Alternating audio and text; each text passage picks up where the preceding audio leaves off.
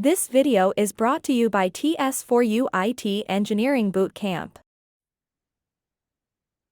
How does the Swagger try it out work? So simply access the Swagger URL, select the endpoint, and based on the endpoint, provide the details. If it is the get, there is no body required. If it is the post, you have to pass the data, like the updated profile means the update the name and the name, the phone number, and whatever in the payload, and then click the update button. Click the execute. Actually, try it out.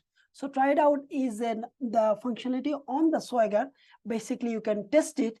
You can try it out and sending the request on the backend. And then if you get the response back, it means it is working as expected.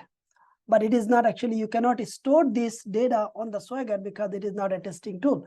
To test it out, you have to bring it to the Postman or any other RESTful API testing tool so that you can test, you can verify later on.